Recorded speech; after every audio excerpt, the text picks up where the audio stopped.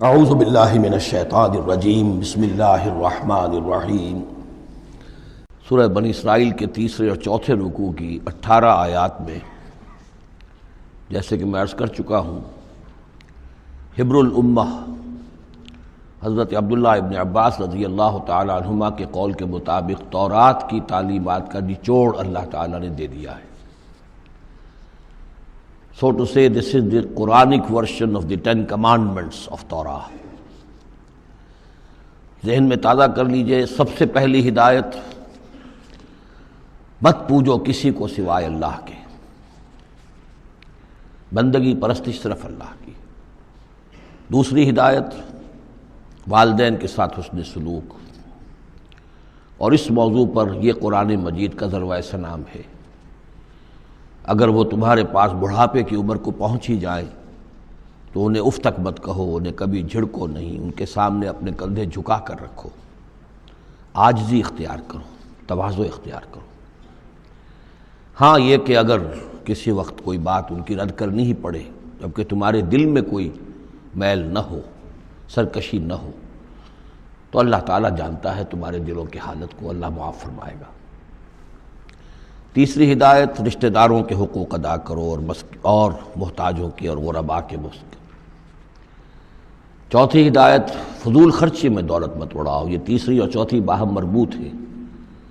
اگر فضول خرچی میں دولت اڑاؤ گے تو ادائے حقوق کے لیے پیسے نہیں آئیں گے، بلکہ انسان مصرف جو ہے اپنی فاضل دولت کا کرے۔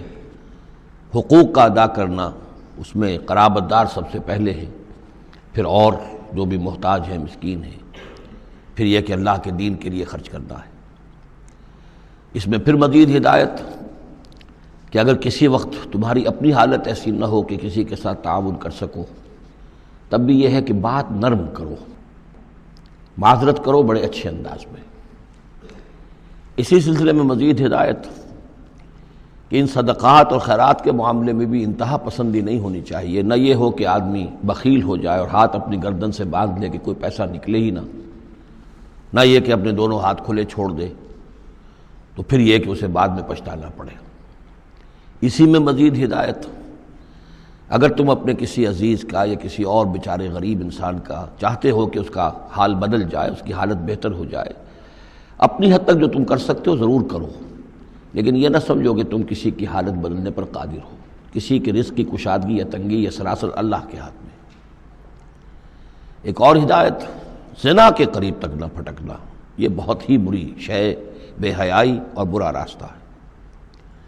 مزید ہدایت، انسانی جان کا احترام، قتل ناحق سے بچنا، اور جو شخص ناحق قتل کر دیا جائے اس کے ورثاء کو ہم ایک اختیار دیتے ہیں، ان کے ہاتھ میں اختیار ہوتا ہے کہ قاتل کو معاف کریں یا قاتل سے جان کے بدلہ جان جو ہے اس کی لیں۔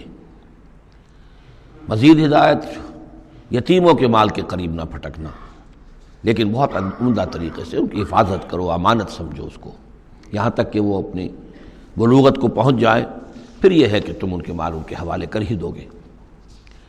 عہد کی پابندی کرو، جہاں معاہدہ ہو جائے، وعدہ ہو، اس کو پورا کرو، اور جب ناپ کا دینے لگو تو ناپو بھی پورا، اور تول کر دو تو سیدھی ترازو سے تولو۔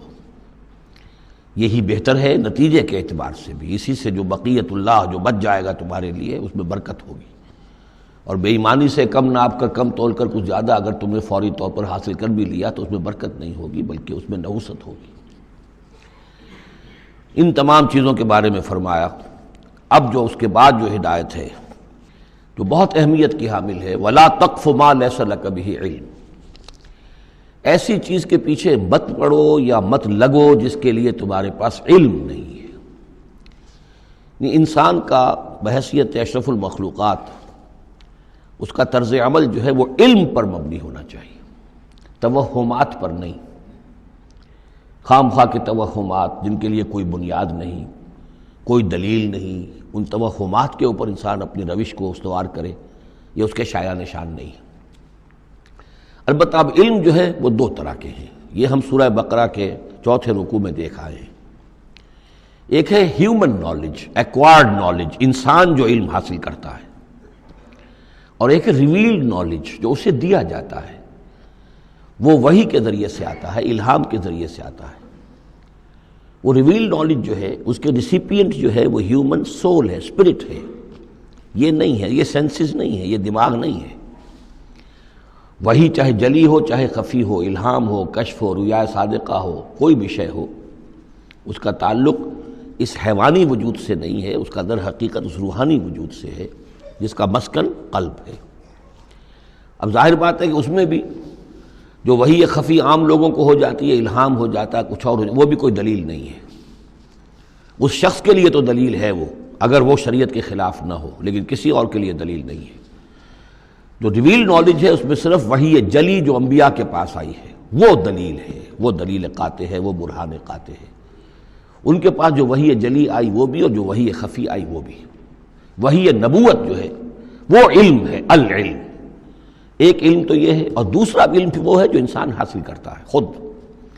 اس کے لیے یہ سینس آرگنز جو اس کو دیے گئے ہیں، حواس خمسہ، جن میں سے اہم ترین جو ہے ان السمع والبصر، سماعت اور بصارت۔ باقی یہ کہ تین اور بھی ہیں، چھونا ہے، چکھنا ہے، سونگھنا ہے۔ ان سے جو سینس ڈیٹا ملتا ہے پھر وہ یہاں فیڈ ہوتا ہے دماغ میں، برین میں، اور یہ ایک کمپیوٹر ہے جو اسے پروسیس کرتا ہے، اس سے کچھ نتیجے نکالتا ہے۔ یہ آیت در حقیقت اس سے بحث کر رہی ہے۔ انسانی علم کے لیے اللہ تعالیٰ نے جو انسان کو ایپریٹس دیا ہے، جو آرگنز دیے ہیں، وہ ہے ان السمع والبصر والفؤاد، کل اولئک کان عنہ مسئولا۔ وہ سماعت ہے، بصارت ہے اور عقل ہے۔ یہ فؤاد کا ترجمہ میں نے عرض کیا تھا، عام طور پر دل کیا گیا ہے، حالانکہ کوئی اس کے لیے جو لغوی کوئی بنیاد موجود نہیں ہے کہ کون سا لفظ ہے، کون سا اس کا مادہ ہے۔ اس کا مادہ وہی ہے جس سے لفظ فائدہ نکلا ہے، اور آپ نے دیکھا ہوگا پرانے زمانے کتابوں میں کچھ لکھا پھر فے لکھ دیتے ہیں، فے فائدہ، یعنی اس بات سے یہ نتیجہ نکلتا ہے، پھر فے یہ نتیجہ نکلتا ہے، تو فائدہ نتیجہ ہے۔ اسی طرح فعید کہتے ہیں عربی زبان میں اس شے کو، جیسے سبزی ہے بہت سی، آپ نے اس کو ابال لیا اور بھون دیا تو اس میں پانی وانی نکل جاتا ہے، بجھ کر رہ جاتی ہے، تھوڑی سی ہو جاتی ہے، بھجیا ہم کہتے ہیں اس کے، بھجیا